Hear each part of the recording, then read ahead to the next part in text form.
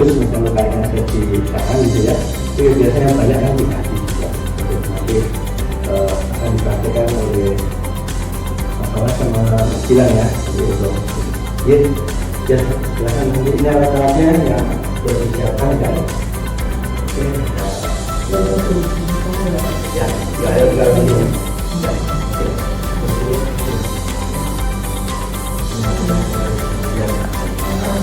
videonya ya, videonya mana nggak saya ini sampingnya juga kita lihat video dia mempraktekkan ya bagaimana cara perawatan luka, di mana perawatan luka tujuannya untuk membersihkan luka, mengganti baru agar lebih steril, agar tidak tertumpuk bakteri kuman. Jadi biasanya diganti 2 atau 1 sehari itu 2 sampai 1 kali tergantung lukanya seperti itu. Alat-alatnya ini ada NaCl, Denscool, terus perlak, kasa ini dari sama kasa burung, terus betadine, ada Decapik, terus ada pom sama pekong. Ini ada 2 pinset. Yang pertama pinset anatomis, yang bedanya ada ini. Baik. Yang langkah pertama pastinya kita mencuci tangan dulu. Cuci tangan ya menggunakan langkah dengan air yang mengalir atau biasanya menggunakan hand scrub.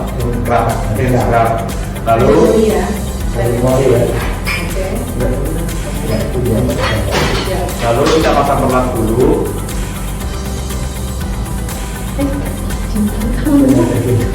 Ya, didekatkan di bagian di bawah.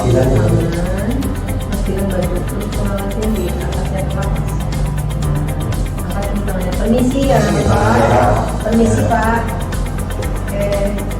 Oke. Lalu kita menggunakan handscoon. Ini handscoon saya biasanya pakai handphone yang biasa saja nggak apa-apa.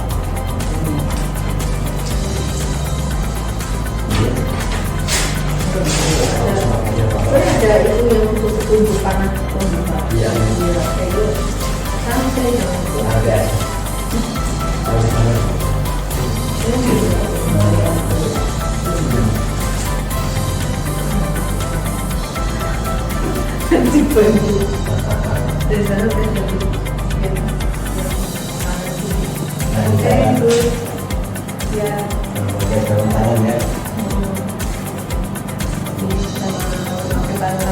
dinaikkan dia tangannya ya Mas. Tarik sama Pak. Ya, lalu udah cari yang satu. Itu resiko pada dalam sarung tangan itu memang kalau mereknya enggak begitu gitu ya dalam tanda kutip titik-titik ini enggak lagi membawanya apa ya, itu mudah robek. Ya, yang pertama kita nyiapin. Karena itu bisa dipakai untuk buang sampah. Ya. Nyiapin kasa kurang lebih 3 sampai 4 ya kasa sterilnya. Lalu kita tuangkan di NaCl.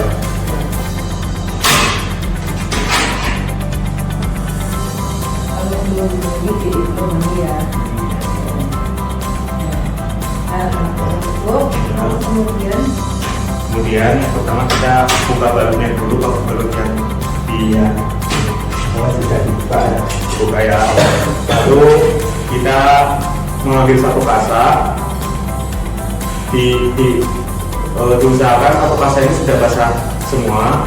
Lalu kita peras seperti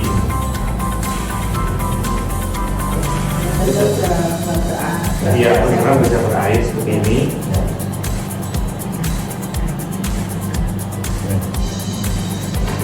Lalu kita bersihkan di bagian lukanya seperti ini. Lalu dibuang ke mangkok. ya Lakukan ini 1, 2 sampai 3 kali. makan ya. Ya. Kalau saja sudah 3 kali. 3 kali. Oke, 1 kali nggak apa-apa. Nah, lalu kita pertama tutup dulu menggunakan kasa basah dulu, lalu baru tumpuan kedua itu menggunakan kasa kering. Ya. Di sini biasanya beda-beda, ada 2 yang biasanya dibasahinya dengan NaCl, ada yang dibasahi dengan betadine. kan ini sudah digunakan saya sekarang tuh menggunakan betadine saja ya, biar ada di perbedaannya.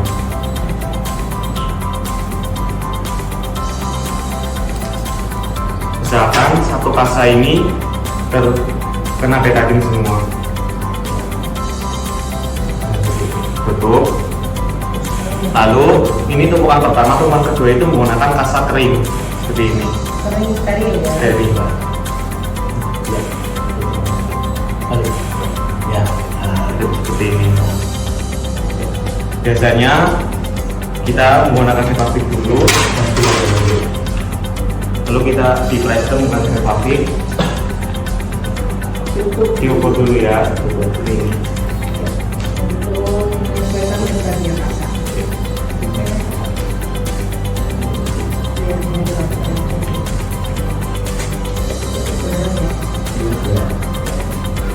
Yang buka bilang Dan mereka masih merasakan kecil ya. Iya, kan kalau ini kan udah on nggak apa-apa. Kalau salah nggak bisa.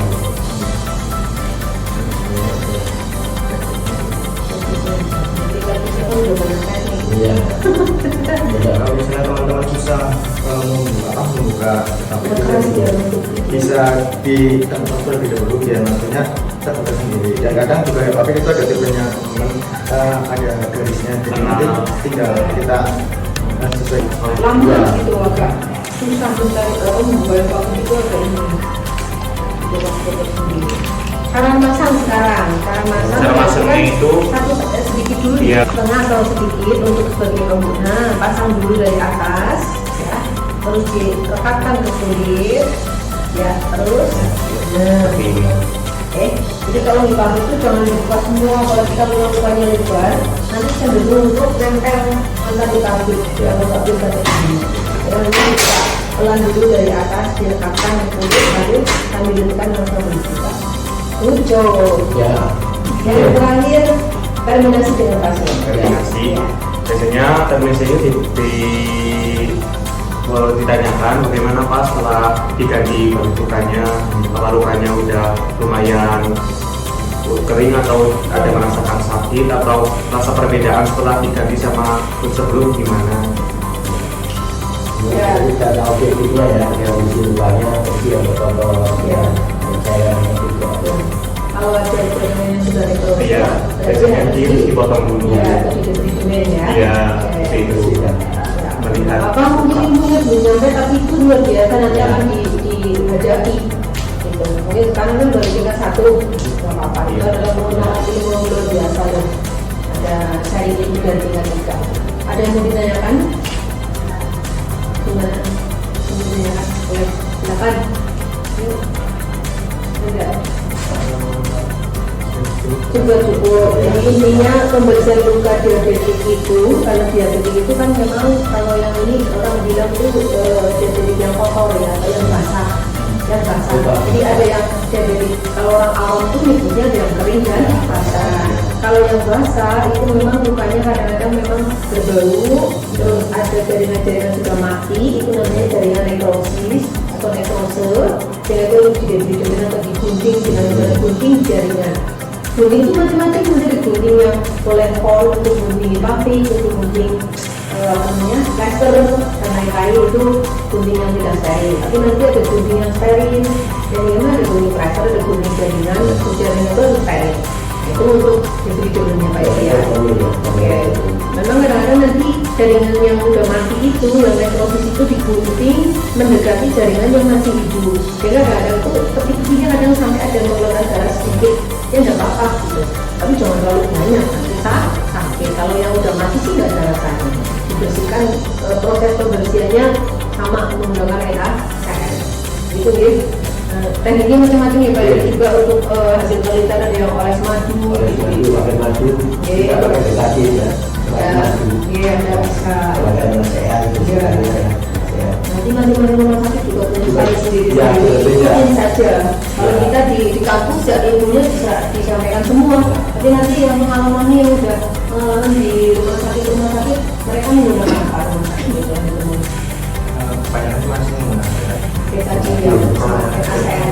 Ada yang ngasih NaCl ada, betadine madu ya. Ya, mungkin itu ada sebenarnya sih, cuman kalau di aplikasi yang Itu yang diaplikasikan, termasuk mungkin menggunakan itu yang untuk membuka jaringan baru oleh salon. Iya. ada yang jadi itu yang ada itu buat Iya. Ya, kalau gitu. Supratul. Supratul. Ya, supratul untuk menumbuhkan baru ya. Supratul kan udah bentuknya kayak ini. Iya, tapi jaring-jaring. Iya. Itu kan yang udah mau sudah. Ya. Dan maksudnya main ini ya pasti harus diajarkan di seperti ini. Kenapa ngobrol sudah Mulai sehat, itu kelola stres, kelola stresnya, kecemasan itu dengan gerakan tadi ya. Saya diajarkan tadi dan tanggung ya. latihan untuk latihan diri sendiri. Ya, terutama pada lansia Diri sendiri juga ya. Oke, begitu kira-kira serta tutup Pak Heri. Ya. Selesai. Terima Ya, kasih. terima kasih semuanya. Ya, Mas War, Mas Gilang, Mas Heri kemudian pada akhir Ikhlas. Oke. walaupun ini hanya untuk sharing dalam kelompok kecil lah ya. Ya. Ini untuk Mas PMCK gitu ya, dan kepada masyarakat. Gimana respondennya adalah mahasiswa. Dan bagi mahasiswa melalui jiwa entrepreneur seperti mahasiswa. Jadi bilang kan besok kalau udah praktek mandiri perawatan kan bisa.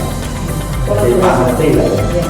Pak Menteri bisa ya, bisa praktek ini. Ya, Dan jadi kolaborasi juga ya. kolaborasi. Yang lain gitu ya aman secara undang-undang. Ya.